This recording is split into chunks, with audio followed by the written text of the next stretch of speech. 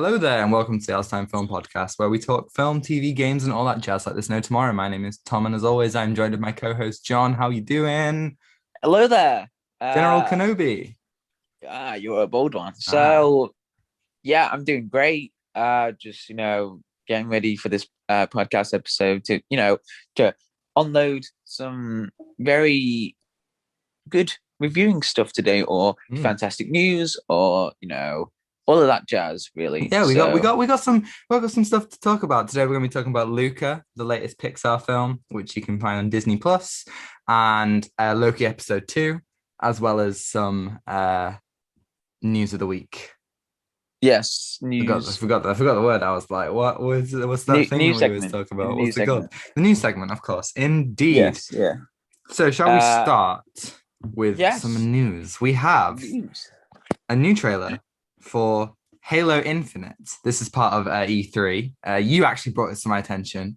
Uh, Yes. I didn't know that it was released, but it's definitely been a while waiting for this one. Wasn't it supposed to come out last year? Yes, it was supposed to come out holiday 2020, but then a lot of developers saw the comments or the performance of the demo, and they weren't uh impressed by it. 3343 is the developer Yeah, team that's right. who are working on Halo, and they made great Halo games as well. So Mm. this one really brought to my attention because it was part of this summer games fest. So I follow the summer games fest because they get great news about games, and but usually with summer game fest there aren't a lot of interesting stuff, but there have been some great games that have been announced, like Elden Ring, which is a part of Dark Souls. So whoever is a Oh, fan of Dark Souls out there, so that's very yeah, nice. that's So, what great. did you Yeah. think of this trailer for Halo Infinite? Oh, ooh, this was a very, oh no, the very words coming back. Oh no, We're back. uh this trailer was really interesting for me because um you, last time I played Halo was the Master Chief Collection in Mm, lockdown, and then I played Halo 5. Well, I just wanted to go in alphabetical order. of And course. Halo 5 was a bit, yeah. Underwhelming. Yeah, just it didn't really hit the mark for me for those. Yeah, it definitely left a lot to be desired. Yeah, and I wish there was a lot of things to explore, but I felt it was a bit not that it was just like one continuous line, and it Mm. wasn't something to explore. I'm comparing that to Loki, the time stream, like there's a quick Ah, timeline, the multiverse, and yes. yeah, but that that's how I feel. They just did that, and nothing really interesting to it. But I mean, you got great voice actors. You got um, I forgot his name. Why did I forget his name? God damn it. Nathan Fillion. Nathan Fillion. So Yes. Oh my God, of course he's in it. Yeah. Well, yeah, obviously, Halo 5 added the whole kind of Osiris and Blue team, the two different like teams. So it's not just yes. Master Chief going on this journey alone. Which, Which I thought, what? But Master Chief alone is yeah, that's a one part of man the army. thing. Yeah. So I'm glad that Halo Infinite looks like it's going back to, you know, Master Chief on his own doing a Yeah. mission. The whole kind of like space jump that they do in the Oh, trailer yeah. was I really enjoyed the atmosphere of that. The piano music, like that Mm. was so kind of nostalgic to hear, Oh, definitely. and the music as well, because it just brought me back so many memories to Halo 4. The opening the opening screen to it, the music, like the destroyed space spaceship around in the Yes. background, and you hear the music and you just go, wow, Yeah, I okay. love the opening for Halo 4. It's probably my favorite Oh, opening. I oh mean, my Halo god. 4 is probably my favorite one. Yeah, Halo 4 is just it. Wow, yeah. It's just the opening and the story that fell in love with. I fell in love with, Mm. and I really love the design. of the worlds, because I can Yeah. tell they've just put so much time into this. Oh, Uh, definitely. Yeah. yeah. When you get off that there's something I forgot the place when you just wake up. Well, in the crypto, like Master Chief wakes up, and then Yeah. Yeah. Yeah. I know you're what you getting mean. sucked. You're getting sucked into this. Oh. No, no, don't take that out of context. Don't take it out of context. So Well, steady on there. you'll get teleported to a different world, and once you land there, like there was massive like buildings as well, and you just get lost with the music and everything that you just with the scenery, and that what makes Halo. Just you're just shooting, and then it it's great. Yeah, I It's agree. yeah. It's like I really hope that Halo Infinite will bring back, you know, the vibes that the first four games had. And I think it's particularly interesting because, obviously the whole kind of plot is that Master Chief's looking for Cortana, but it seems like Cortana has been deactivated by somebody who maybe might be an imposter of Master Chief. Oh, impossible. Sorry. Ooh. So I think that's very interesting that, Yeah. because I thought it'd be a very clear cut, Master Chief goes to find Cortana, but I like that they've thrown a wrench in the works and it's kind of like, well, actually Cortana's dead, or maybe not dead, but Or maybe. seemingly dead. Yeah, and well, at the end of Halo 5, we see that Cortana's gotten away, Yes. but we don't know. Well, I feel like there's a missing gap between them, but unless Halo Infinite will give us some, backstory to what happened, and the gameplay for this, there was a little bit of gameplay before the story trailer. It looked great as well, but a lot of people, I remember this back in 2019 when the first trailer for Halo Infinite was released. Oh, a lot of people loved the character in the spaceship, and he said that character's got more character development in any no in the Halo 5 game. So Well, that's good to hear. that was a pilot. So yeah, and the music, if you hear one piano note, you just go Halo. Yeah, so I'm excited for the story, but I just want to be careful because last year or the year before I pre-ordered Cyberpunk 2077. Ah, yes. uh Yeah. yeah, yeah, just Despite my warnings about pre-ordering. Ah, sorry, man. yeah. So I'm not going to pre-order Halo Infinite No, me unless neither. the reviews. So I'm going to hear the reviews Mm. or something like that, and Yeah, then I'll just go. when's the release date at the moment? It's just this holiday. Oh, all right, cool. Yeah, let me check. And I just couldn't stop watching the trailer for days because it was just that.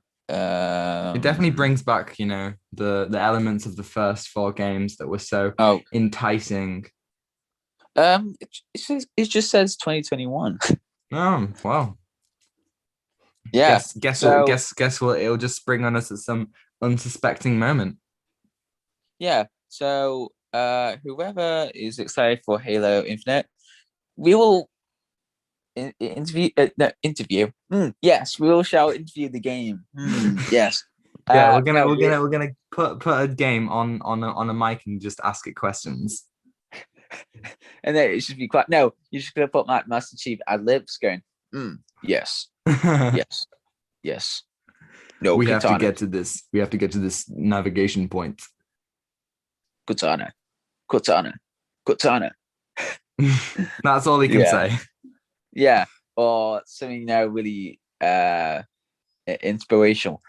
Missions always change. Yeah. I'm excited. Yeah, me Yes, too. we will review the game or possibly record some of the gameplay that we've been playing. Just in case if you want to do that. Ah, Yeah, that would be good. That would be cool. that'd be cool. So if you want to see that, we're happy to do it. Yeah, that sounds like a great idea. Our next piece of news is for the book of a Boba Fett. Ooh. A lot of updates for this, so just kind of go through them. So first of all, Tamara Morrison did some interviewing, and he did confirm that Robert Rodriguez will be coming back to direct some episodes. Robert Rodriguez, of course, directed Mandalorian chapter. It's called The Tragedy. I can't remember what number it is. As well as Collider reporting that the Book of Boba Fett will be a more closely linked spin-off, as well. And sources have told us that to think of it as a Mandalorian season 2.5 with characters from the Mandalorian slated to appear in the series that currently co-stars Ming-Na Wen as Fennec Shand. So it seems like the Book of Boba Fett could be including characters from the Mandalorian, whatever that means. Could that mean like Greef Karga or Din or Bo-Katan or like anyone that was kind of in season 2? I don't know. I mean, what are you thinking about this? That's really good and interesting as well, because we're getting more backstory to what really happened with Boba Fett in the Sarlacc pits, and I really like that, because we all need backstory sometime, and Dave Filoni doing the whole Clone Wars series and filling us with all the important stuff that really happened between. Yeah, go on. I don't know, but yeah, but it's going to be interesting to see Boba Fett in the past more. I mean, to find out more of his backstory, and yeah, I think that's a key bit that I'm missing. I'm really interested to know about what happened with Boba Fett on Tatooine. Yes. The armor as well. So yeah, of course, the armor. How did it get to Cobb Vanth and all that? Obviously, we see that in the flashback, but why did he leave the armor? We'll never know. But something very go on. Did he maybe sold it or accidentally got stuck with it in the it's hot in the desert. I don't blame him. It's very hot in the desert, so it's like, what, if he wants to take off his armor, you just let him do it. Yeah, so just do whatever you want. Just dump some armor and then you're just free. Yeah, well, what he says, a free man. I don't know what he says. Just a man who's searching. I'm just a man trying to make my way in the galaxy like my father before me. Yes, that's the that's the line. So, yeah, I'm pretty. I don't know much of this stuff yet, but I am looking forward to it. So yeah, definitely. Yeah, me too. I mean, it's interesting. Did you watch Bad Batch this week? Not yet, because I have been busy with a lot of stuff. That's totally cool, but obviously we're going to be covering the rest of the Bad Batch season way like in the future in August. But something very interesting happened this episode concerning Boba Fett. If people know, there was an unfinished arc in the Clone Wars where Boba Fett was kind of like trained by this bounty hunter from the Clone Wars called Cad Bane. I don't know if you know who Cad Bane is. He has like a huge hat. Yeah. But yeah. And in this arc, and this is an unfinished arc that they never got to make. In this arc, it kind of like shows how Boba Fett kind of began to take up the armor, and there's a released unfinished reel where he gets the dint in his helmet. So I wonder, with what's happening in the Bad Batch, are they kind of gonna be creating different links? Are they gonna show that tale and more Boba Fett to because obviously they've already showed a lot of Fennec Shand, so will they be kind of showing things that are going to link into Book of Boba Fett? Yeah, who knows? That this episode of Bad Batch was really good. It's funny that the week that we stopped talking about the Bad Batch, it got really, really good. yeah I'm gonna watch that, obviously, because we're gonna talk the whole series. Yes. Yeah, that's going to be when? Let me have a look. That will be on the 22nd of August. 22nd of August? Wow, okay. Yeah, so that is literally That's our episode before our 1 year anniversary. The week after is when we're Oh gonna my do God, a 1 year really? special where we're gonna talk about Tenet again. I bet you're excited. 1 year later, one Yeah, year later. Yeah, we will definitely talk about the whole season. And definitely. I know a lot of people. There isn't a lot of people in my college or anything that talking about the Bad Batch. But they've been talking about like the new Disney shows, like One Division. Mm. Uh, Well, that's just how it is. That's how it's always been. People, they never really watched like, Clone Wars, Rebels, Resistance, Bad Batch. Like I struggle, in life to find people who have watched those yeah, things. But everyone's and it's watching the Marvel stuff. yeah, and it's really hard to find um a moviegoer, like who really loves films, and it's really hard to find. Oh, I know. I know. Oh I my God. know. Like if you hear someone like saying Back to the Future or Blade Runner Mm. or Reservoir Dogs or Memento, you just cannot stop talking for days about the films you love, and that's great. But if it's someone who doesn't know anything a lot about films, it's just going to go over their head, really. Oh, So the amount of people who I've spoken to about films, and I'm like, oh, do you know this film? And they're like, yeah. And then I talk about it, and they're like, actually, I've just realized that I know nothing. yeah, and it's just so. But then if you see someone else like has the same like film taste or anything like, you're just gonna get stuck in the loop. Yeah. You're just gonna be like talking in your own film language. Like you're gonna say a film, and then they're gonna say a film, and then you're gonna say a film, and they're gonna say a film. It's gonna be like a loop, and it's just great because you just get lost into it. You're just talking about all the great moments in cinema. Um, but yeah, that's the hardest thing you can find in life. Like a person who has the same like movies.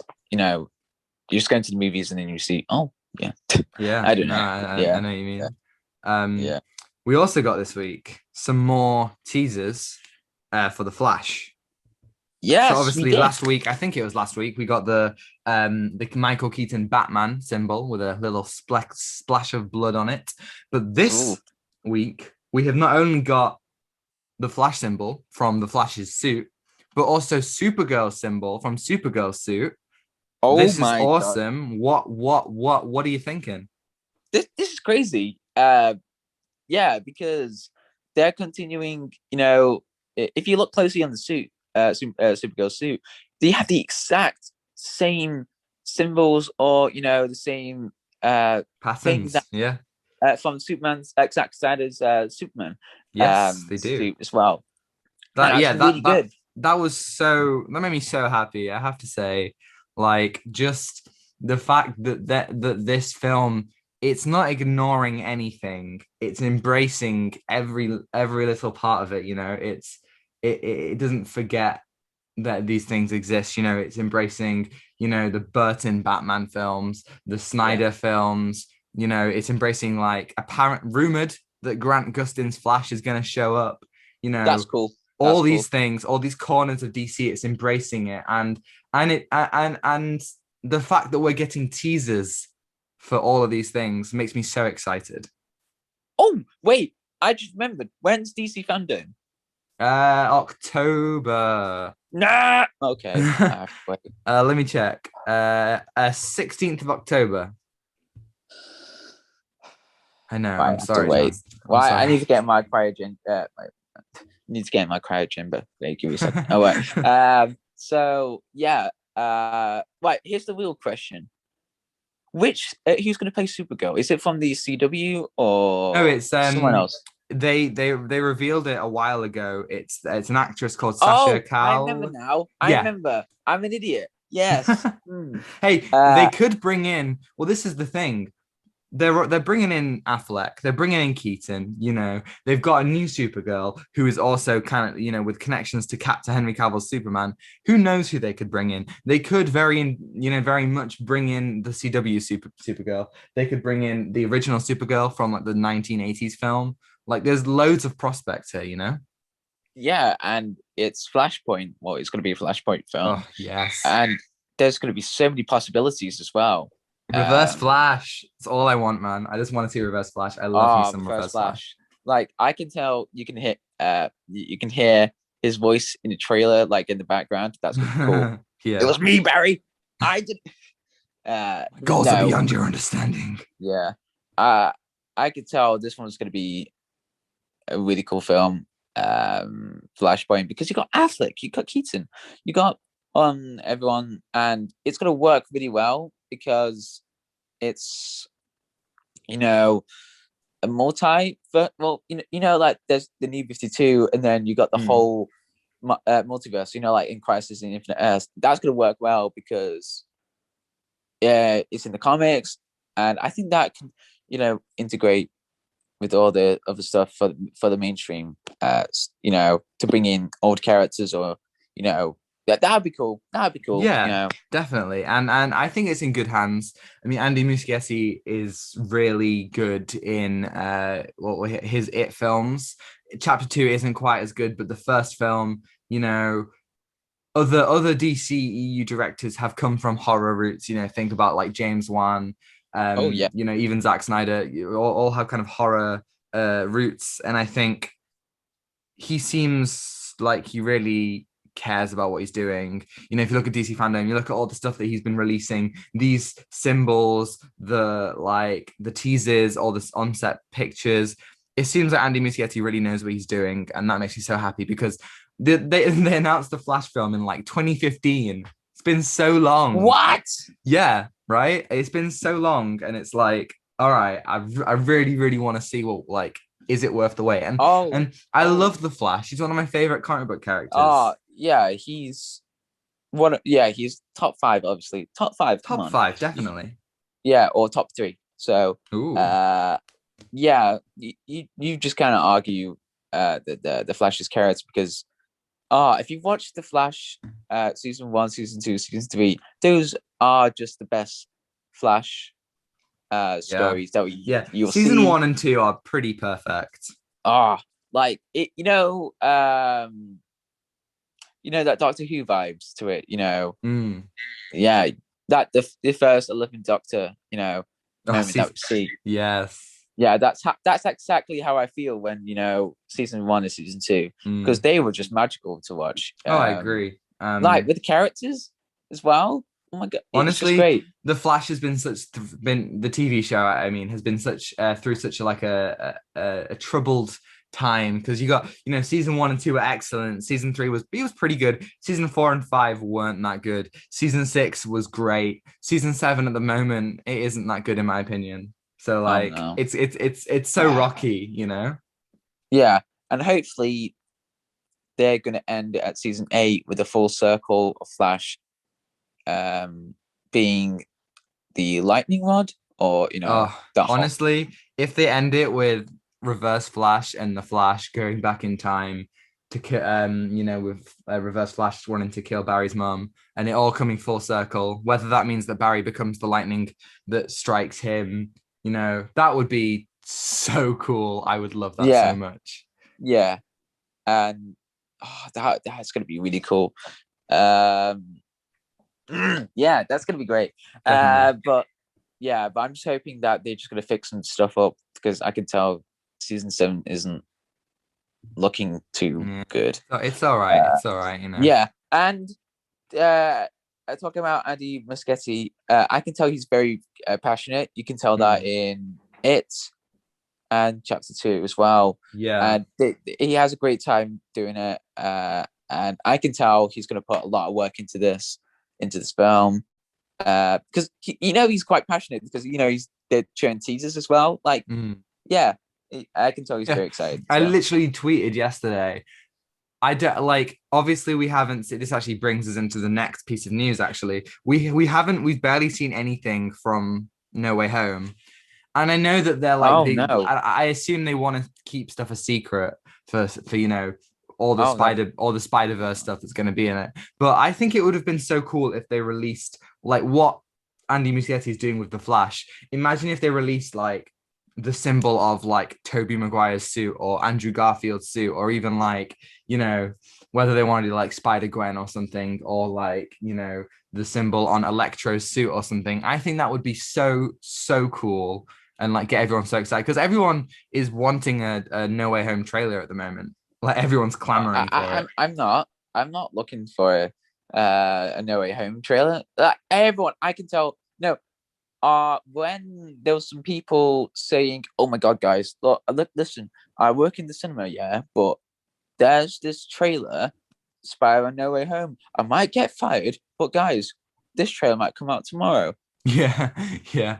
There was one person on Instagram who said that, and then yeah, which I was Yeah, like, well, okay, everyone's kind of okay, like, clamoring for it. But we did get, and I sent you this, we got a little title teaser. So this is from Sony Pictures Argentina, who uh, promptly deleted this, but it is out there, so you can have a look at it. It's not that special. It's just like the logo with the Spider-Man music. However, it glitches. And I mean like the logo glitches like it does in Spider-Verse. So this is like, I mean, it's enough to confirm that yeah, we are getting Spider-Verse. It's uh, not just like reports. This is happening. Oh boy. um, my my first reaction, seeing the thing that you sent me, Yeah. uh, and my first reaction was just a straight face, just like, Yeah. you I kidding mean, me? obviously, if you've been listening to the podcast for a while, we did an episode ages ago, nearly a year ago, where we talked about like, could a live action Spider-Verse film work? And we kind of came to the conclusion that this is a bad idea, you Yeah, know? this is a very bad idea, because rumors suggest that there's going to be the Sinister Six. There's going to Mm. be old characters that are going to be brought back, and Spider-Man is. I don't know. Is it, It's just it's like I can't care when that there are no when Tom Holland's Spider-Man has no emotional connection to any of these villains. Also, exactly. the Sinister Six is barely a threat if there are three Spider-Men. The point of the Sinister Six and the threat they hold, physically at least, is the fact that it's one Spider-Man against a team Uh, of six. Three Spider-Men yeah, against team of six. That's not nearly as difficult. yeah, and yeah. I'm just not really looking forward to it at all, because it, yeah, Marvel is dominating this year. They're They really dominating are. everything, They're back. and the back, Tom. I remember a few years ago you were saying, we're getting more Marvel films, John. We're getting more Marvel films. We're Yeah. getting 3 per year. Oh Oh my God, John, I'm panicking. Okay, so we no, will it's definitely. the one reason why I'm excited for Spider-Man, and I mean this, is because we're gonna talk about all seven live action Spider-Man films and No That's Way Home on the pod. We're gonna do 3 weeks. Week one, we're gonna talk about the Raimi trilogy. Week two, we're gonna talk about the Amazing Spider-Man duology. Week three, we're gonna talk about the MCU Spider-Man films, and then week four, we're gonna talk about No Way Home. And I'm very excited to do that because I love Spider-Man so much. Yeah, Spider-Man is a great character. He really is.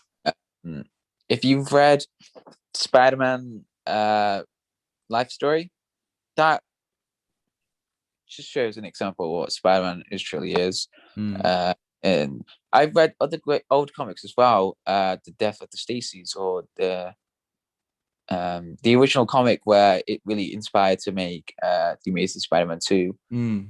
I've read that one, and that was really emotional. Yeah. I mean, Yeah, my one of my first comics I ever got was Craven's Last Hunt, and I still think that No Way Home should have been Craven's Last Hunt. It was perfectly,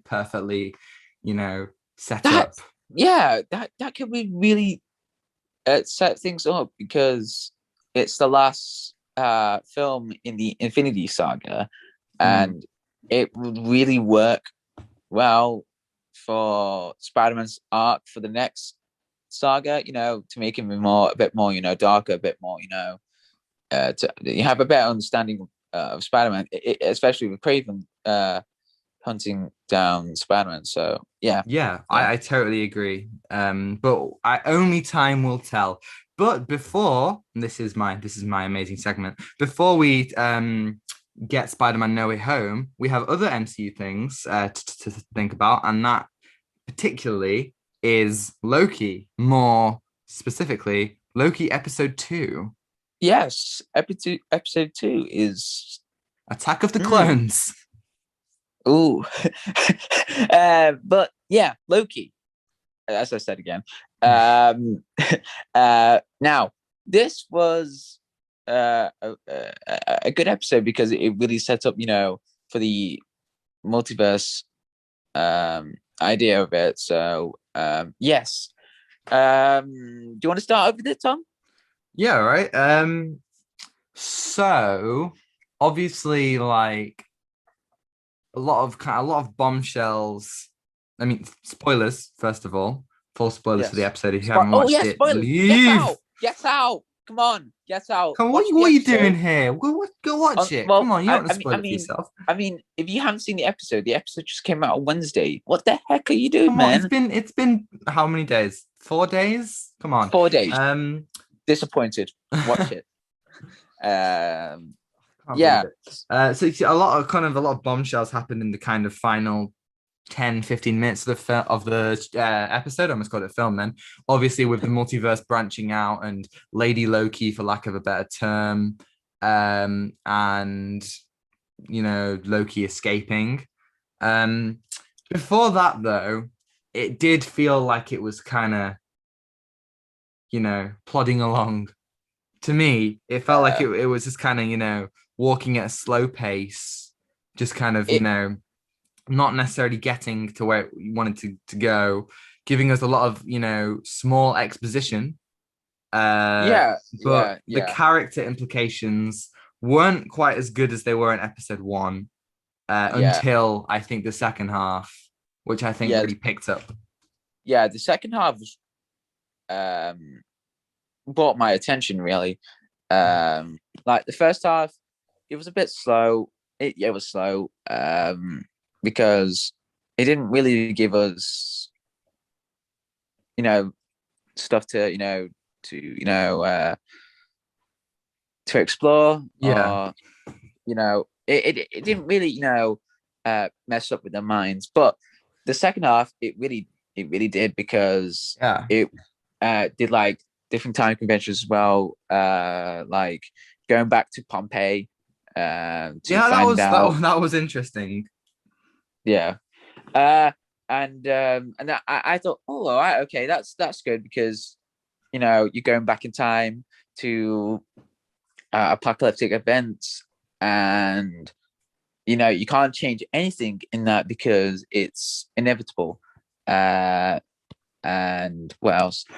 That was a really cool that little bit as well. Going back Yeah, in time. I Yeah. think there's an interesting kind of theory, which kind of links to that I'll talk about. But I think if you take, obviously there are 6 episodes in this show, Yeah. and we are 2 episodes of the way through, so we're a third of the way through.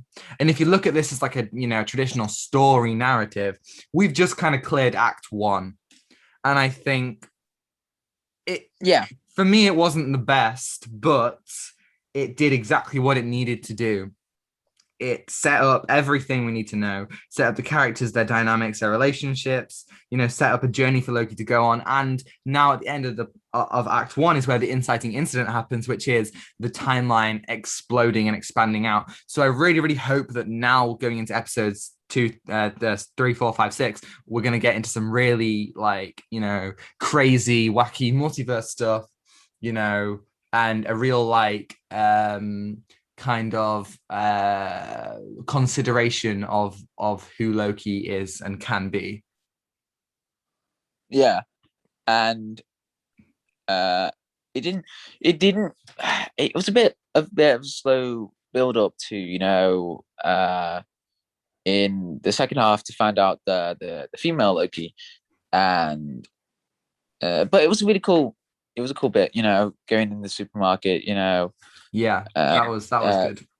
Yeah. And even though we know that Loki hasn't changed a bit at all, and like in episode 1, you can see that Loki is like giving out his ideas, killing people and why he has to do it, but he doesn't want to do it. And it brought out ideas as well for what is his intentions for the TMV Team V? Is that TVA? TVA? Oh my! TVA. Why did I mess up? Right, TVA. Yeah. And another interesting theory. I'm not looking at Twitter or anything else, but it's a cool theory. So one of the timekeepers is Kang the Conqueror. Yes, that is a theory that's kind of going out there. And if Yeah, I that believe it, Kang is being introduced in Ant-Man and the Wasp, right? in Quantumania. Yes. Yes. However, I did see that I can't remember where, but I did see somewhere that Jonathan Majors, who's playing Kang, was listed in a cast for Loki. Right. So that could mean that he is actually in it. Yeah. Yeah. And okay, so you're probably thinking, but wait. Why are you thinking that Kang the Conqueror's in this? So yes, he's a time travel meddling thief, whatever you call it, time travel, whatever. So Yeah. there's a character called Renslayer. You can hear the name of the character who was the judge at the beginning of Loki, who who was deciding to go, hey, does Loki get life or death? So so that's Renslayer. And Renslayer in the comics is married to Kang the Conqueror. Ah, interesting. Yeah. So I'm wondering, is the TVA corrupted, or the leader, or the captain or in chief, I don't know, is she working for Kang the Conqueror to make sure that Kang the Conqueror can win other timelines as well, or the one timeline that he rules? That is interesting because there's obviously a big mystery surrounding the timekeepers. And another theory out there is that the timekeepers are actually already dead, which I think is very Oh yeah, interesting. that was what I was thinking as well. Yeah, they're dead as well. Maybe Kang killed them or something like that. Who knows? But the theory that I heard, and I think this is very interesting. So Loki talks about this whole apocalypse thing, right? And how Yeah. you could technically go back to Asgard before Ragnarok, and you could, do whatever you wanted because it wouldn't really like change anything as long as you didn't kind of like mess with the broad strokes of the event, right? Yeah. Now, in the comics, there is a storyline where Loki dies, but before he dies, he had made a deal with Hela. So when he goes to Hell with one L, Hela made a deal with him so that he would survive, and his consciousness gets transferred to. But obviously, we've seen Loki survive death a couple of times in the MCU now, and I think it would be really interesting if, not necessarily as the ending of this show, but at some point in this show, if Loki went back to, or not even in the show, just some point in the MCU, if Loki went back to Ragnarok, right? Yeah. And spoke to Hela, made a deal with her. So he's like, I'll make a deal with you. So you survive Ragnarok. And so when I die later down the road, you help me survive. Because obviously, God of death, she can do that. And so I think it would be interesting if they did that. So Loki doesn't die in the future because of his deal, but also so they can bring back Hela, because obviously Hela, everyone really liked her as a villain, but died. Hela was So I think that would be really, really interesting if Loki made a deal with her as a result of going back to Ragnarok, so he could survive at some point in the future. Yeah. Sorry, I just want to get into that Hela thing. Hela's a great character. I think we need to explore more of that. So please, Mob, just bring that character back. That was really I would like that. Yeah. That's a very interesting theory. I did not know Hela could do that. But again, she's the goddess of hell or death. Yes, death. Whatever. Yes, death. So death. Sorry. You just need to death. So that's very cool, interesting theories. But remember, Tom, Remember WandaVision. Remember WandaVision. Oh Speculate my. responsibly. Right. We're going to take these theories responsibility. Responsible. Remember, folks, with great Yes. power comes great Comes, responsibility. yes. So please, if you're looking at theories, don't get your hopes up because it's going to ruin your experience. But However, if you have any theories, tell us, comments, please. I'd love to yes, we know. love hearing theories. Theories in films are just, one of a kind because you can do Yes. whatever with a Yeah, theory. you really But, can. but And it ruins everything most of the time. yes, Remember, especially remember Rise of Skywalker? oh god, okay. Yeah. But Matt Pat. But if you want more film theories, there's Matt Pat. He's great at making film theories, but they're a bit too far. I mean, he did a video on Wally saying that he's the devil. Oh, now that seems like a bit too far. Yeah, a bit too far. But yeah, but he does make interesting theories. But again, please don't believe the theories too much. But um, you know, this is the Loki show. Anything could happen. So, and hopefully, no one is going to make a bizarre theory. Mephisto, Loki's Mephisto all along. He's going to make a deal with Mephisto, and then he's going to go back into the world. Wait. I honestly think it'd be the funniest thing. If just Mephisto was never in the MCU, I think that would be hilarious. Because even like me, like when we watched episode 1 and they saw that kind of figure with the horns, my first thought was Mephisto. So like, Mephisto, yeah. everyone kind of is thinking Mephisto, and it'd be hilarious if there just wasn't ever Mephisto. And Marvel just kept on like dropping hints. Or no, or like there's like one scene in the Loki in the show. It's just Mephisto just standing there, just doing nothing, and the fans going crazy. Wait, he's the villain all along? No, he's just being arrested by the TVA. I think it'd be hilarious if in What If. Imagine if it Oh was like yeah. what if like Mephisto was in WandaVision, and it just shows like how everybody basically wanted WandaVision to go with like Doctor Strange and Mephisto and Quicksilver and stuff. Yeah. That would be hilarious. But yeah. So this episode, I want to talk about female Loki. Mm-hmm. The character design for that is great as well. I agree. Yeah. But I wish there was a bit more screen time. Sorry. I don't think she was quite cunning enough. Yeah, quite cunning enough. But I feel like that I want Loki to be, a lot smarter, but we don't know what we do know female Loki's intentions, right? We know that she wants to destroy. Wait, does she? Well, I mean, it seems like she just wants to cause chaos, which is cool, but I don't feel like she's quite evil and maniacal about it just yet, you know? Yeah, I feel like we don't see enough evil. Is that a thing? Anyway, but yeah, I mean, like, yes, John, evil is a thing. Yeah, no, I meant like more evil or like more. I don't know. Twinical. I don't know. So I'm. I can't speak today. So Continue with. what was I gonna say? Yes. So we want to see more.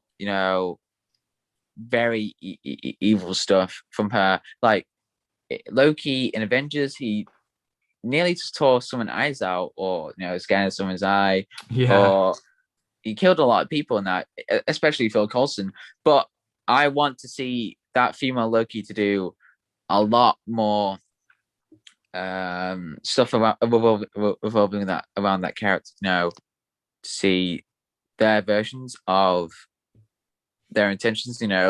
Their evil, their version of evil. I don't know, but yeah, you know what I mean. I can't say it that way. I don't know. Yeah. I don't know.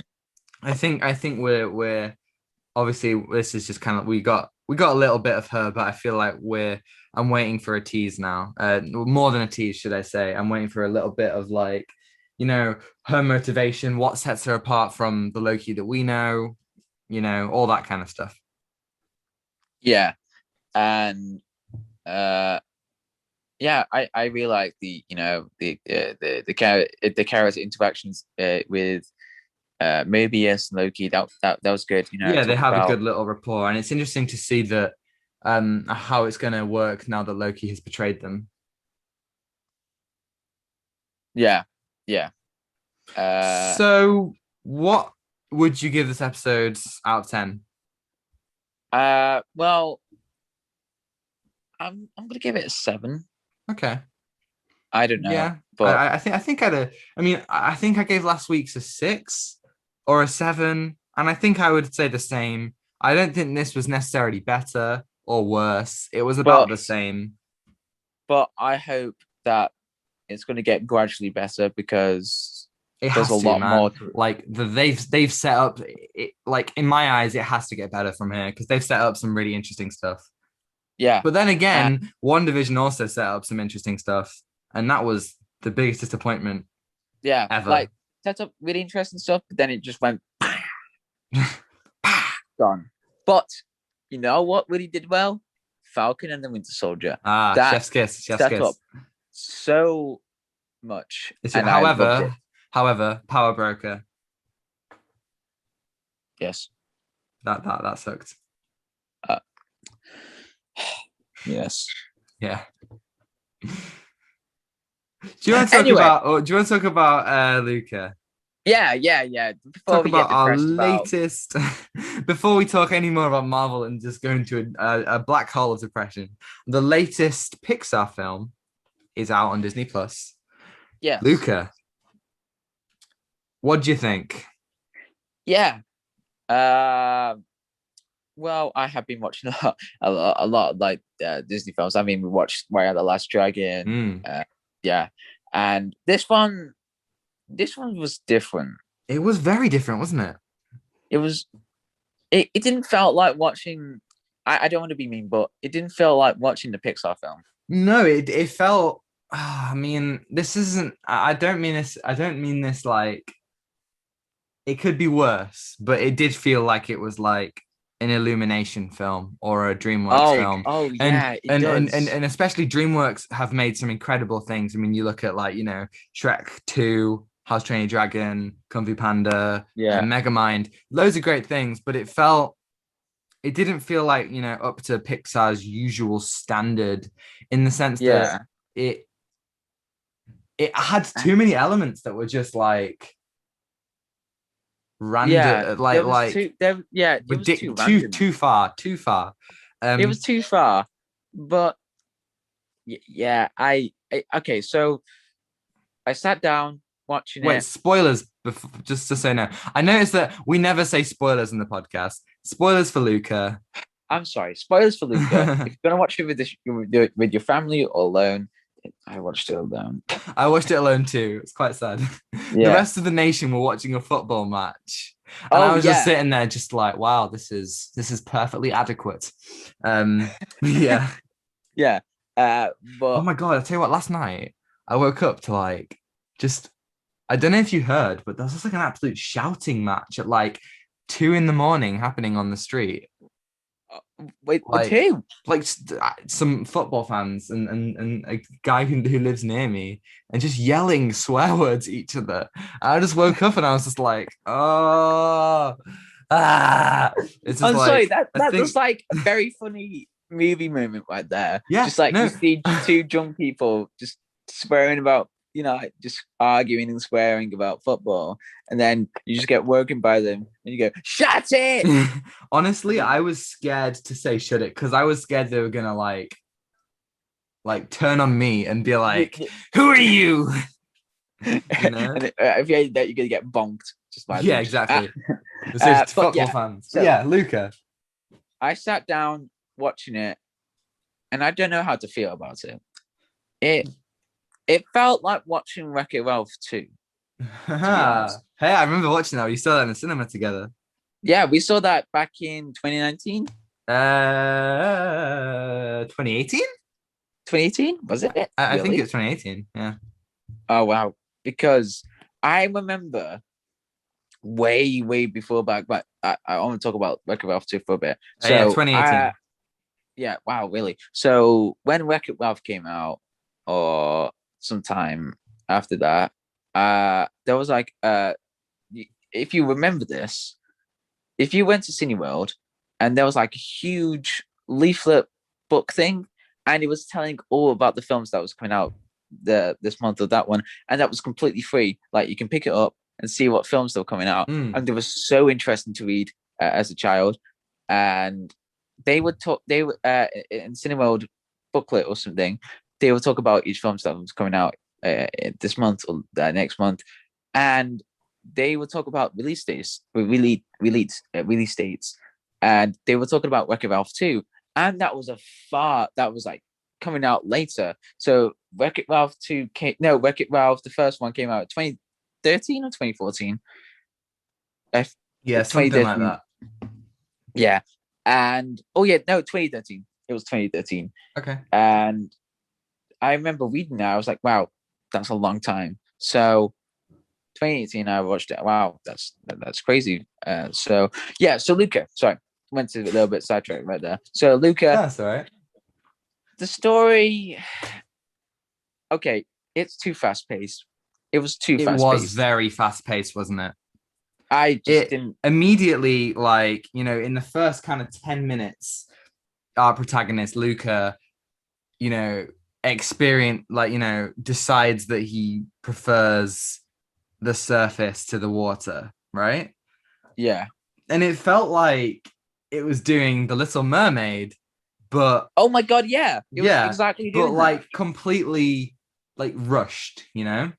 So Like rushed. it's like if they condensed the whole plot of the Little Mermaid, well, not the whole plot, but the whole main character's emotional journey into that first 10 minutes where we don't really get a sense of Luca's, surroundings, what his life's like. Yeah. He seems to I be wish. have a lot of like a fair bit of fun.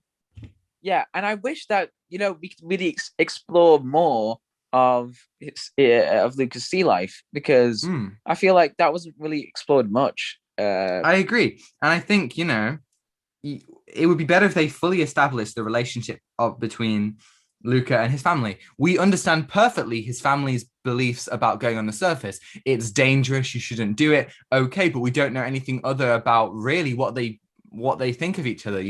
Like what are they like just on a regular day when Luca isn't going onto the surface and freaking everyone out?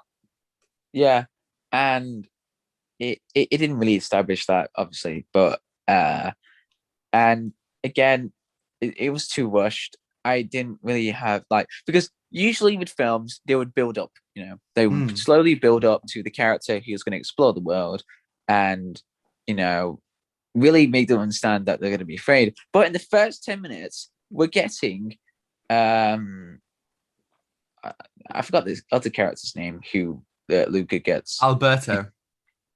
Alberto, yeah, Yeah. Alberto. So quickly gets introduced by Alberto, Mm-hmm. and then he gets out the water quickly. I was like, wait, what? And then it decided to go on there, and then Yeah, just the setup was so rushed and it felt like, it really needed more time to kind of establish everything, to breathe. And then, with this, if we as an audience follow Luca on this gradual journey where he realizes that there's so much more for him, instead of just yeah, like one rushed montage where he says, I'm going to leave now, an hour later, I'm going to leave now, 2 hours later, I am definitely going to leave. It's like that doesn't, yeah, we see that he enjoys it, but we're barely seeing why. And I think there are some really, really cool sequences and some beautiful sequences where I yeah, think which are by far the best moments of the film, where yeah. he I agree. experiences the best of the world, where he Yeah, has these dreams of him riding, the motorbike. Is it the Vespa that they want? yeah, yeah, Like yeah, yeah, there's a really nice scene about halfway through where um the Julia, the girl, shows him the stars for the first time. yeah. That was really cool. I really like that Yeah, one. that was just some beautiful things, but it's only beautiful when the plot completely slows down. Do you know what I mean? Yeah, and yeah, it completely. the pacing, yeah, fast paced, but then it was like slow paced, but then it went just fast paced. And like the film, I looked at the film's running time. It was like an hour and 40 minutes, and I was like, Yes. oh, okay, that's By the way, that, 15 minutes of that was the credits. credits. That's ridiculous.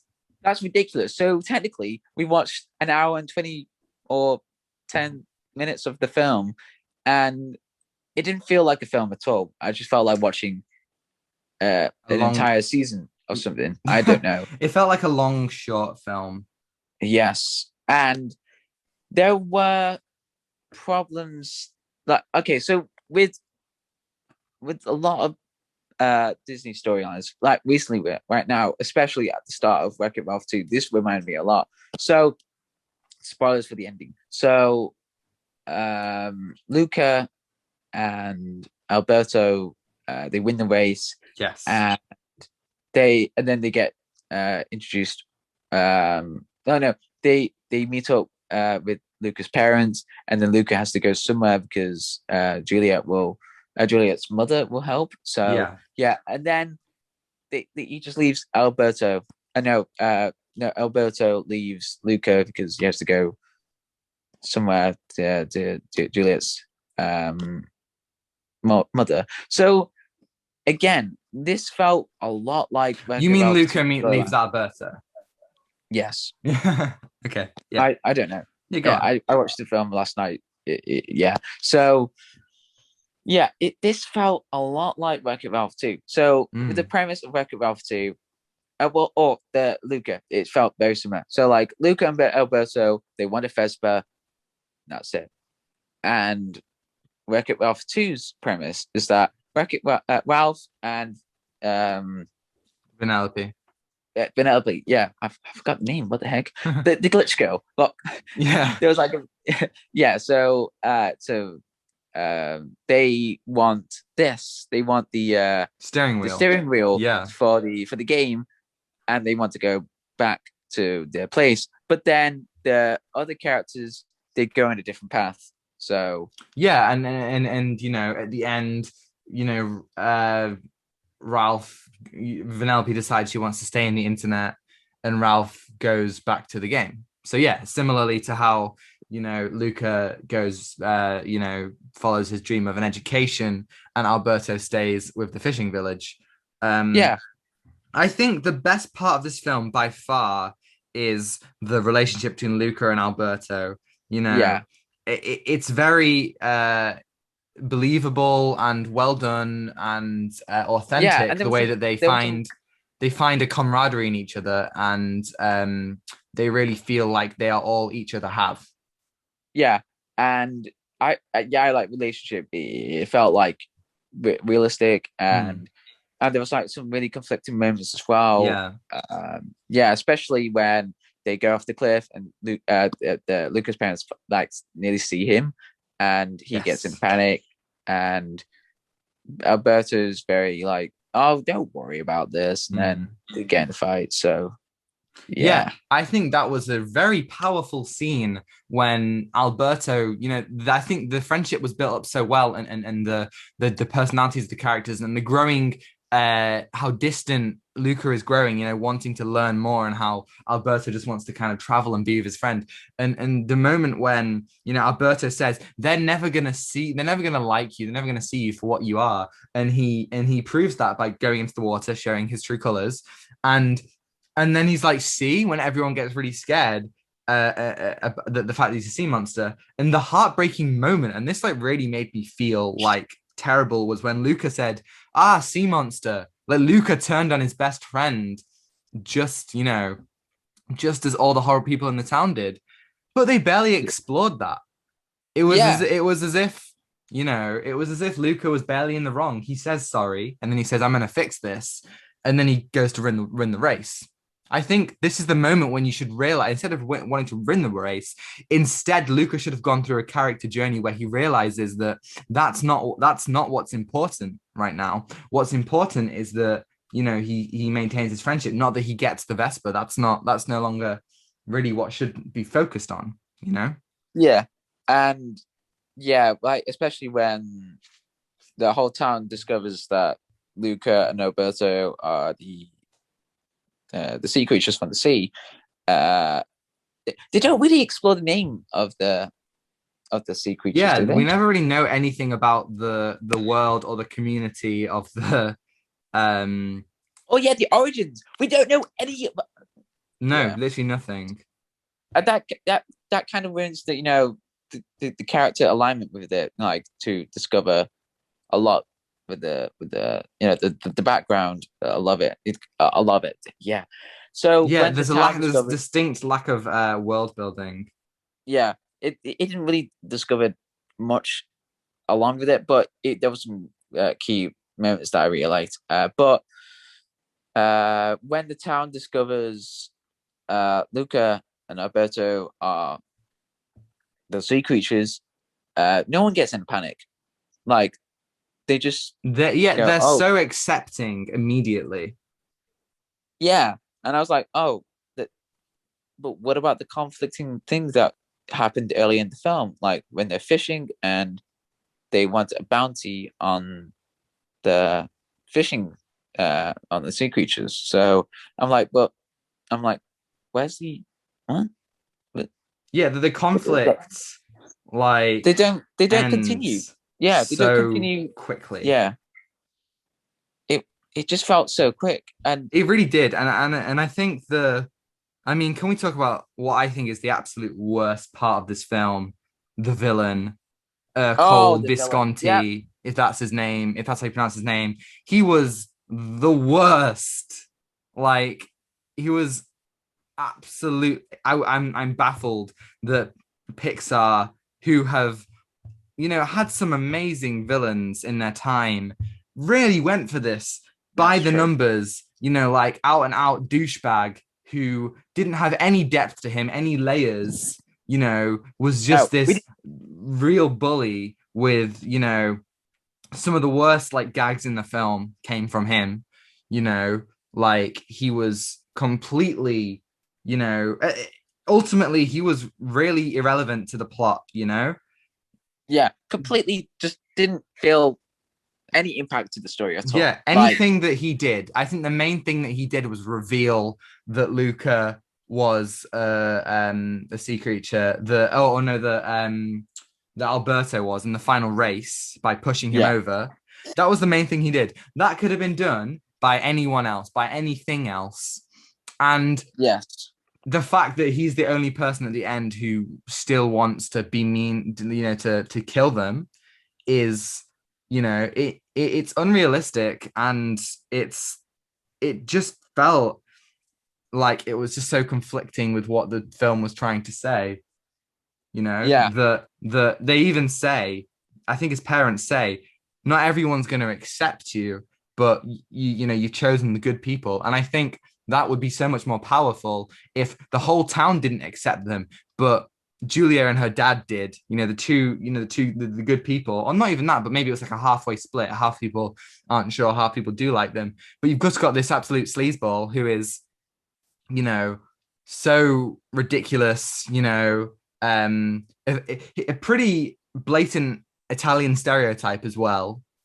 Like yeah. he was just a baffling character. I don't even know why they bothered with somebody like one of the worst villains in a Pixar film by far.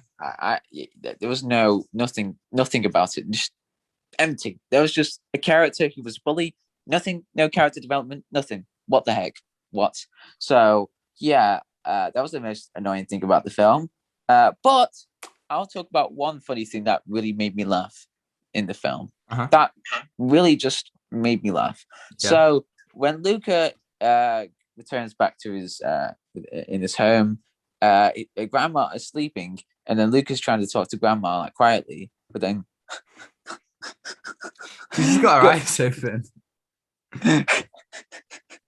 she's just snoring, and then just makes that face like Yeah. that was the best thing I've seen in that film. There That was were it. some legitimately funny moments. Oh But yeah, the the uncle joke, the uncle you didn't that pop up. was that's Sacha Baron Cohen. What? Like he was in it for one scene. What That a was him. waste! What a waste! He could have What? totally That been the was him. villain. That was him. What? Uh, Yeah. no. I'm sorry, John. Why? Okay, I actually don't like the film anymore. I don't. It's ridiculous. Yeah, just don't watch this film. I'm sorry. Just unless you want something pain, if you want to feel pain, I don't know. But it's not a bad film. It's not the terrible. It's not the worst. It's not the. But it's just lacking everything. Apart from like character developments between Alberto and Luca. Yeah, It, I think their character interactions were the strongest part of the film, and I really liked the ending. I think it was a really powerful scene. yeah, You know, I agree. the shot I of agree. Luca kind of, on the train, going through the tunnel, like with tears in his eyes. It was emotional, but there was no emotional with his family. There was no emotions there because the parents spent their whole time basically beating up children, which I think was the funniest scene. You know, when they like play football and they just end up like hitting all these kids into like the fountain. I Yeah, thought that was amazing. Like yeah, it was random, and like I think their whole side plot was so like painfully put in, you know? yeah, and yeah, it didn't. Yeah, I just don't know how to feel about this film. Yeah. It was a rush. I think, Soul was so good and this was really disappointing. Yes, yeah. Soul was the most important thing that came out in 2020 Yeah, because it was a great kind of, final release of the year. yeah, and it was just a perfect time. But really, uh, the film had a very deep message Yeah. to it. But Luca, It has a message, but it's not executed as well at all. yeah, it was However, yeah, yeah, go on. it didn't really execute that well, Mm, to be honest, yeah. because with Soul, it did because it really make you think about this character that what he's been through, and like what he wants to do in life. But then in Luca, it was about friendship, but and the clear message was about people not accepting you, but be who you are. So Yeah, yeah, the tale of friendship really worked. However, I think, the animation was flawless, really nice, especially the settings. The character designs were whatever, but I really, really enjoyed the setting. I think it really captured the beauty of the world that Luca and Alberto are experiencing. yeah. That was really nice. The music, I loved the music. There were some Oh, incredible music, great. pieces. Yeah, music. Yeah, that was the almost the a great thing about the film is just the music, but Yeah, the film itself. definitely. And I think the Yeah, performances were all good. I think on a technical standpoint, the animation, the cinematography, the music, the acting was all good, but the issues come with the plotting, the pacing, everything in between that. You know what I mean? yeah. Yeah, Um, it's a real shame. it's a real shame. Uh, mm. So what else is the film? Well, Yeah, what it, did you give it out of 10? Give me a score. five. Yeah, I agree. 5. Yeah, I think that's Yeah, perfectly fair. I definitely enjoyed Ryan and the Last Dragon more. yeah. Ryan the Last Dragon was a bit more fun to watch, a bit more, Yeah. uh, better paced as well. Mm. Like you go through with Raya and the Dragon. But as I said, if you want to hear more about the review that we just said, go back in time or look on YouTube. Yeah, we've There's two got different options. yeah, two weeks ago we did a Ryan Last Dragon review. Yeah, Um, and yeah, do listen to that. because we liked that film. It was a very enjoyable film to watch. Yeah, no, it was definitely a lot better than Luca. So yeah, that's it for Luca, and that's it for Pixar until next year. The next film is Turning Red, a film about a little girl who, whenever she gets excited, turns into a big red panda.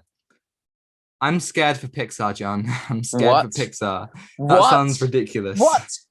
What? Wait. Tell me that again. There's a little girl, and whenever she gets excited, she turns into a big red panda. Um, what? I know, this is weird, right? That no, that's weird. I'm sorry, that's more weirder than any Disney Pixar film I ever heard. It sounds just whack. It sounds so What? weird. I'll No, send that's bizarre. I'll send you That's an image now. bizarre. I'll send you an image now. See That's this? bizarre.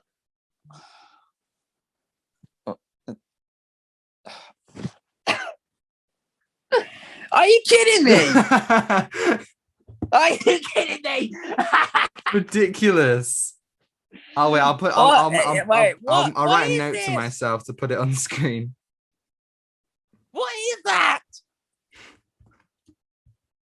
I wish I could tell you, John. I really I'm wish I could tell you. Nah, I'm terrified of this. What is that? It's a big red panda. But wet pandas are supposed to be small. Remember when Pixar were making like Wall-E and Ratatouille and Up? Like, what happened, man? What happened? Now they're making, Onward, Luca, Incredibles 2. Like, they've fallen from grace in many ways.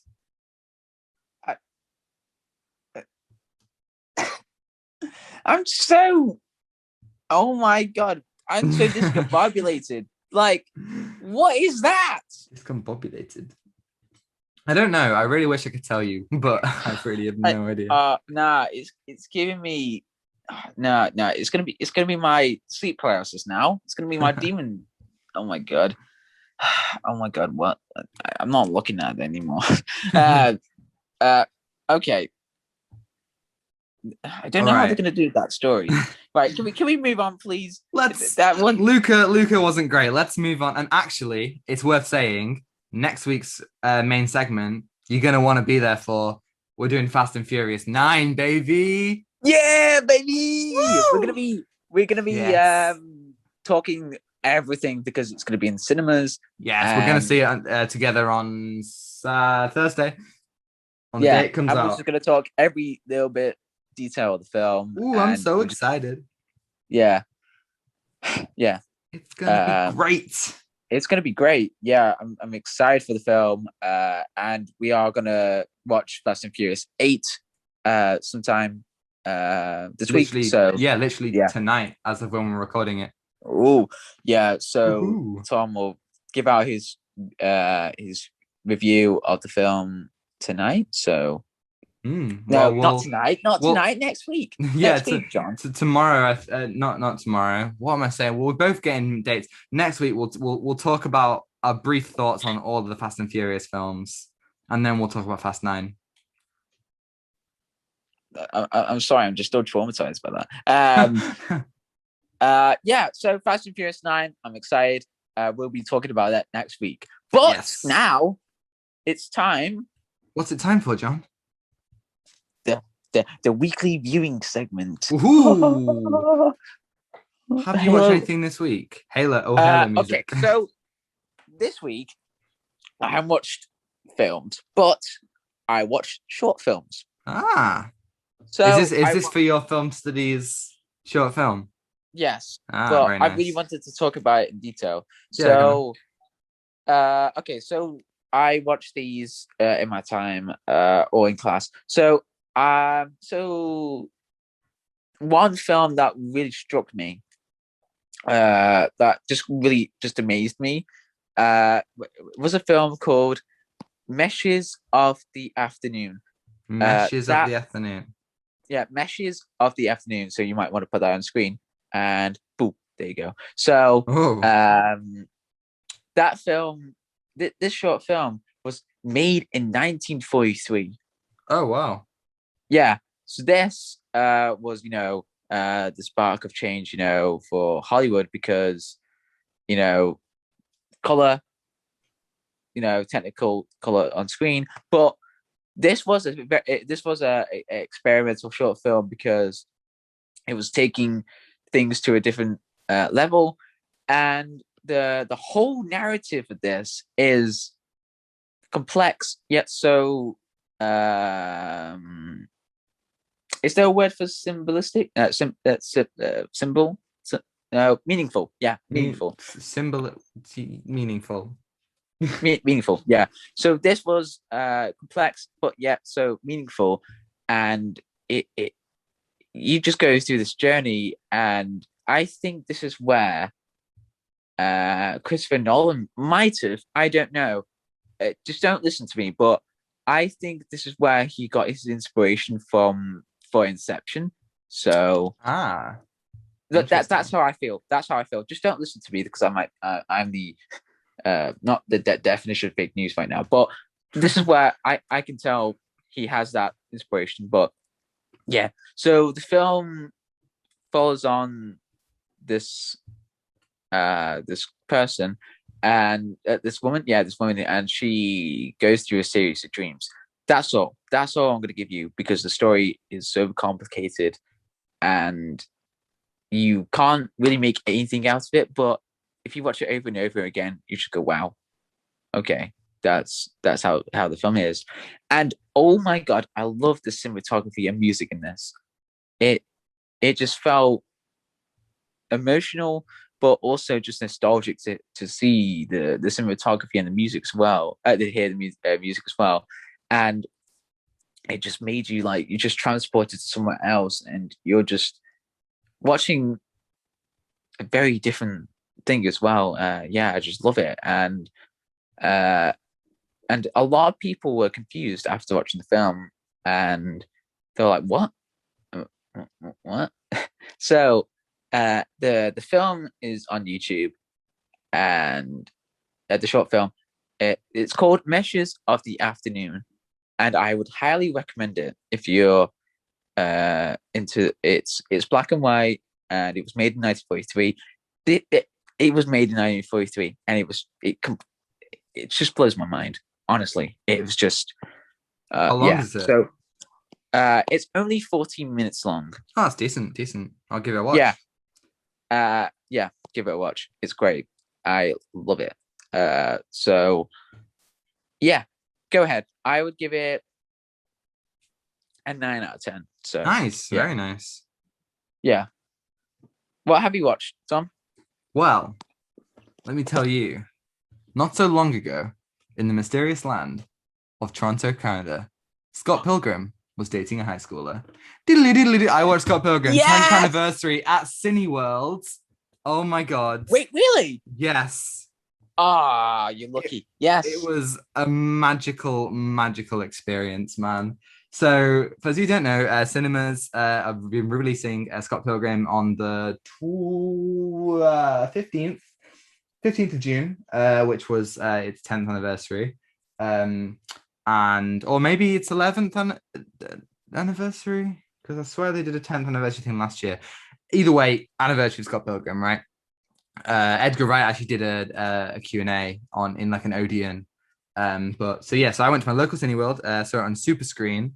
The screen was fairly busy, but I love Scott Pilgrim so much. I love it as Like well, man. it's probably my second favorite Edgar Wright film after Hot Fuzz. It's Oh, just yeah. incredible. I love it so much, and to be able to see it on the big screen, I think I've permanently damaged my eardrums. Like honestly, first of all, it was so loud, man. Like Really? honestly, like obviously it starts out and it's not like there's not loads of music. So like I was like, okay, so it's not that bad. And then like as soon as they started to play the opening theme, Launchpad McQuack, I was like, oh my ears hurt. But it was so worth it, man. It's Yeah. such an Right, incredible. that's it. I'm gonna do that this weekend. I'm gonna see the film. Right. Oh wait, is it still in the cinemas? No, it was only one night. No, I'm sorry. It's only one night. no. Hey, maybe I 20th anniversary. Maybe you get to watch it when it comes 20th out. 20th anniversary. anniversary. Yeah, okay, okay. I'll 20, get 2031. Here we go. Oh God. 2031. All right, all 2031. right. Oh, that Oh hurts. god, oh That hurts to god. think about. Um Yeah, I don't want to think about that. But anyway, yeah. so So yeah, it's Scott Pilgrim is such an incredibly well thought out film. Every piece of editing and sound design and like cinematography is all meticulously thought out for every single character. All the dialogue is on point. Bill Pope did the cinematography, the man behind Spider-Man 2 and soon to be Shang-Chi. I think either Shang-Chi or Eternals, I can't remember. Absolutely, absolutely incredible stuff. Um, I just love it so much. Like, it's uh perfectly paced. It might get a little bit repetitive in the middle, with like a similar structure of action and then break, action, then break. But, I think it all works so well to put you alongside the journey of Scott, who is a horrible guy, by the way. Scott is a yes. horrible guy, but the journey he goes on to self-respect and love is just amazing, and it's so well thought out and so unexpected in places, and you get some amazing performances from Michael Cera and Mary Elizabeth Winstead and what's he called, oh no, the guy who played Jason Schwartzman, that's him, who plays Gideon, and Chris Evans, and Brie Larson and Brandon Routh. So many characters, so many amazing performances, and it's incredible. It still holds up and it's still amazing, and if you haven't given it a go, it's definitely one of the greatest comic book films ever to be made, and I love it. Yeah. Oh man, that sounds wow. Uh Yeah, right. it's definitely a 9 or a 10 out of 10. The showing started at 8, so I was it got tiring. I started to get tired, but like it's still all so good. So I think I would 10 out of 10, 9 out of 10. It's just incredible, as most people know. Wow. Yeah. Right. So what else have you watched this week? Okay, so I watched another. Well, I don't want to review this one, but Okay. I just want to tell you what I just watched. So, oh my god, this just completely shook me, like distraught me. So, okay, so the name of the film is Spider. Now, you Oh my probably God. I watched this one. wait, really? Yeah. Oh my god, that oh, no. Right. Do you remember would you remember the teacher saying like there's a jump scare? Uh, Yes. yes. And you go, oh, it's not going to be a huge jump scare. So, oh my God, everyone in the film studies class, they were just traumatized, like what they just watched. So, Spider, if you don't know about this, so Spider is a short film that was made in 2012, and it was filmed in Australia.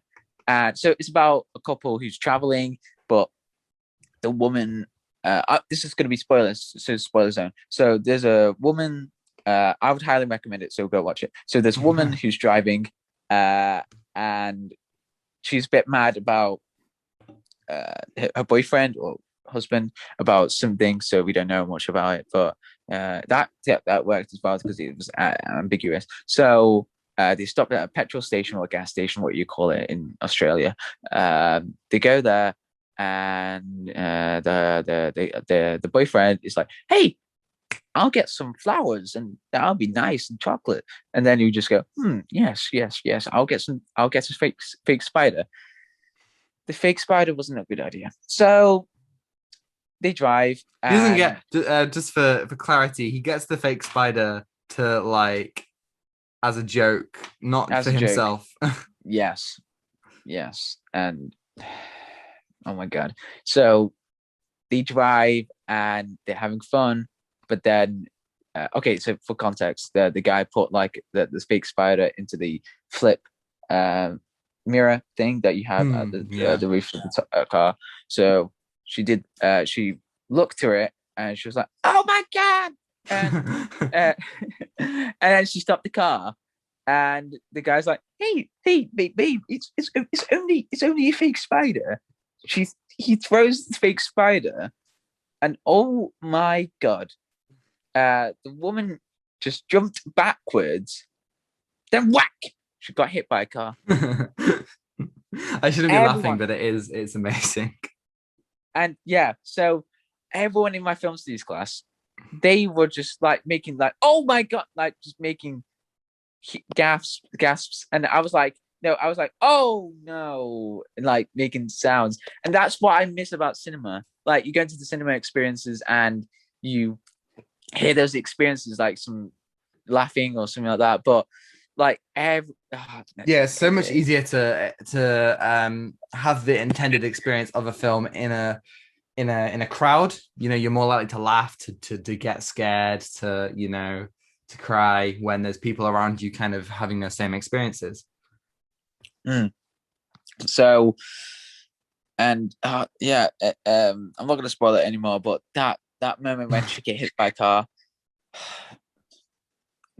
I was just completely traumatized for the whole day. I was like,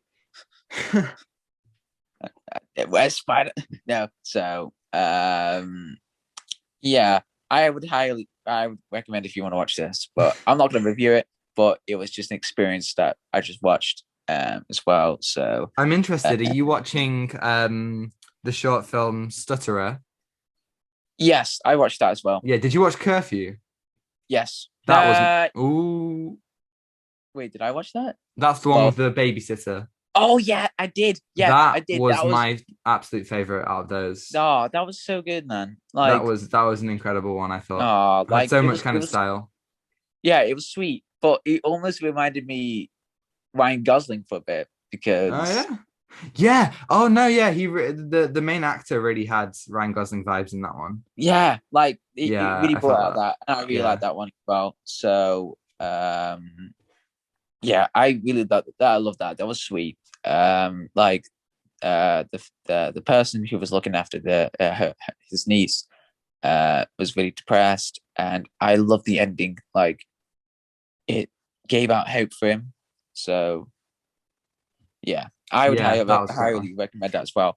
Curfew, and also I want to highly recommend Pitch Black Heist. Oh yeah. Starring Michael Michael Fassbender. Fassbender Yeah. and another famous actor, Liam something. I don't know. I don't know. So I'll yes, look it up that's a for you. great film as well. So ah, it was that was great as well. I'm not going to review that one because there's a lot to talk about. But yeah, so yeah, I really like those films. Liam Cunningham. Spider. Sorry. Liam Cunningham. Yes. So I would give Spider 8 or 7 out of 10. But for the 8, I'm just going to give it for the jump scare. So yeah, Brilliant. watching short films is great if you're just bored on YouTube or Yeah, I agree. yeah. So that's it for the weekly viewing segment for me. But I'll be definitely going to be talking about a lot more films this week because I'm not too busy this week. So Brilliant. yeah. Right. Well, I also watched another film at the cinema this week. I watched The Father. Obviously. Oh yeah. Almost like, I guess, kind of infamous now for being the film that won Anthony Hopkins Best Actor at the Oscars, which he didn't show up for. And also everyone kind of expected Chadwick Boseman to win. So kind of going in, I think all eyes were on Hopkins, and I was very intrigued, did he, to see, did he deserve it? And I can pretty confidently say, I don't know. Obviously, like, I thought the film was very, very well executed. Obviously it centers around a man with Alzheimer's and it might not be Alzheimer's. He's just losing his memories, losing his kind of sanity as he gets old, and his daughter has to look after him. And that's the very kind of basic plot breakdown. And the film is very clever in making you align with him and his confusion and, about everything, about people, about places, about time. And I think it does that extremely well. You have like a load of very clever scenes that start one place and end in the same place, and the confusion that is made is really good. And obviously, Olivia Colman as well is a incredible actress. She is so good at crying, and her acting is just absolutely amazing.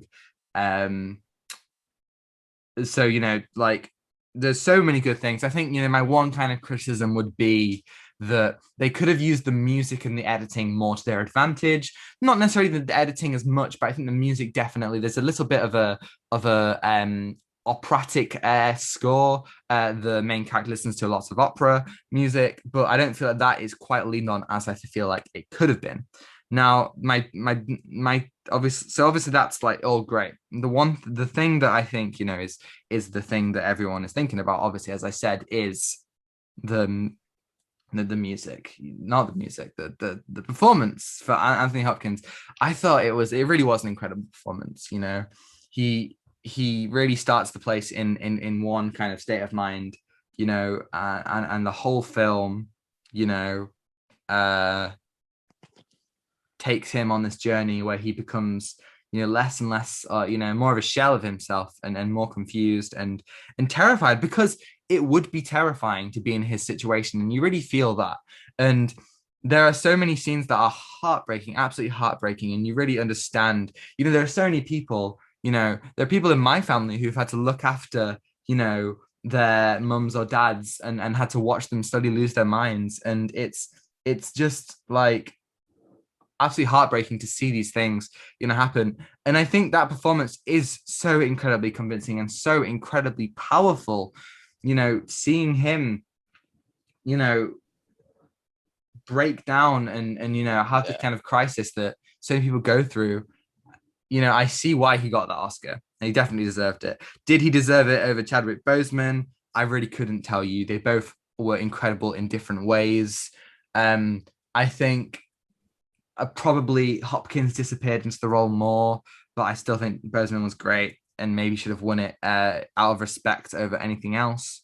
But yeah, it was great, and I really enjoyed it. And it is the kind of thing that I don't think I needed to see it at the cinema. I think I would have enjoyed it just as much if I'd have watched it at home.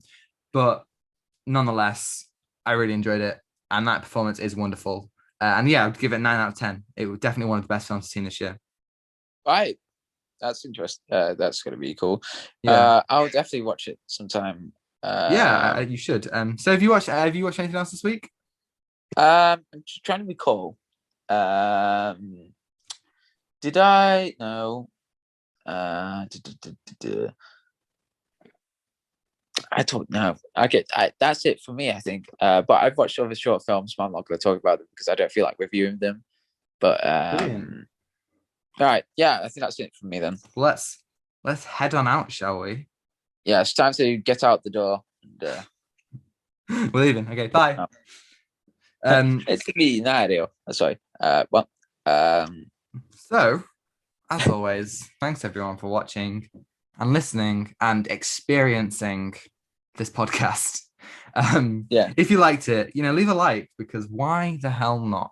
And subscribe if you want to see more. We've got whole back catalogue if you want to see us talk about Soul, the last Pixar film, or Loki episode 1, or the Raya and the Last Dragon.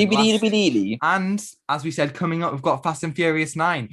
The week after that, we're going to talk about Black Widow in the MCU. Week after that, we're going to talk about the actual Black Widow film. We've got loads of stuff coming up, loads of stuff that I'm really excited for.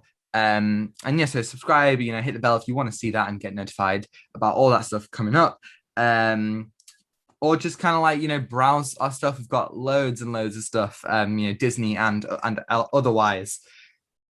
And yeah, if you want to get in contact with us, you can. We will reply on the podcast itself. If you email us, outstandingfilmpod@gmail.com, or you can get in touch or just follow us at Instagram and Twitter at outstandingfilmpod. I am Tom the Bourbon on Twitter. I am Comedy John 42 on Twitter.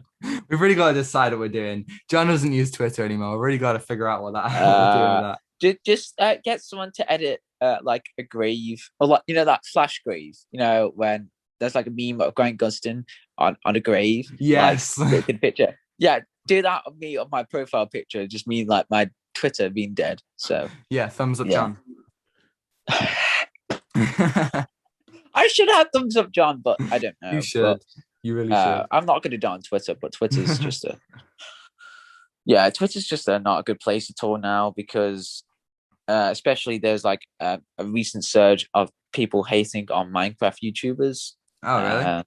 Yeah. Well, I And mean, go on. there was one Minecraft YouTuber, and he's 17. His name's Tommy in it, but I'm not going to talk about him. But I know him. Yeah, so he I don't like his videos, but I respect him as a person. So, but it's just so toxic with the Minecraft community right now with towards Minecraft YouTubers, and now he said on the stream that he's like, okay, I'm not going to go on Twitter, but then there was so many toxic comments in the Twitch chat box as well. They were just been hating on him, and afterwards he said straight away, I'm not going to be streaming for days. I have to go to therapy. And he's that and I was sucks. like, what? That's just complete sucks. So please be safe. Honestly, if you're on social media. Twitter can be such a horrible place sometimes. I'm quite lucky because I only really follow like, film stuff, and I don't really get involved in like, like what can be quite toxic debates. The MCU fandom is just the worst. I try and keep away from that kind of stuff, and I think everyone should, give yourself some more peace of mind. Yeah, DC are a little bit toxic as well, a little bit. Oh, I mean, Snyder fans can be really, really toxic. Yeah, but Marvel and not Star Wars, I don't know, but yeah, Twitter's not a good place if you're just there for canceling people. Or it's just there for hating. If Twitter was a word, it's hate. So it's true, but we're not here to talk about that, so don't you worry. We'd have to figure out the whole Twitter thing. But I'm sorry to bring that in. Sorry, I just wanted to. All right. Don't worry about it. I think every week we say, John, we gotta figure out what we're doing with your Twitter. Do something with it. Do something with it. Figure out what to do. Okay. Right. I'll think of something. I'll just deactivate it, but I don't know. I just don't like Twitter at all. It's just not my ideal go-to place. But yeah, mental health's important. So yeah. Right. Yeah, that's it for me. Tom? No, yeah, that's it from me. Okay. As always, be safe. Hey, wash your becoming hands. A thing. Yeah, so please look out for that safe. Damned new variant. Pesky thing. Delta, right? Yeah, I think so. I swear, if it's this, I'm kidding, but like, from Jurassic World, there's like a Delta. Yeah, Delta, the Velociraptor in Jurassic World. Oh, okay. Yeah, so it's gonna be fast. So yeah, be safe. It's gonna be like a Velociraptor. When's Jurassic World 3 coming out? Yeah, apparently they're gonna be showing the trailer for the film. Before Fast and Furious 9, right? Yeah, before. Hey, nice. Yes, so apparently they're gonna give us 5 minutes of the film. Oh wow, really? Okay, maybe we'll see it. Yeah, so hopefully we'll just go yes, and hopefully So if we do see those 5 minutes, we'll talk about it on the podcast next week. Definitely. Yes. Right. I think that's it. Be safe. Wash your hands. Wear a mask if you're in public places like going shopping or seeing your friends or anything like that. Do that, please. And be good. Please do. And without further ado, take what you're given. Give nothing back. Goodbye. Goodbye.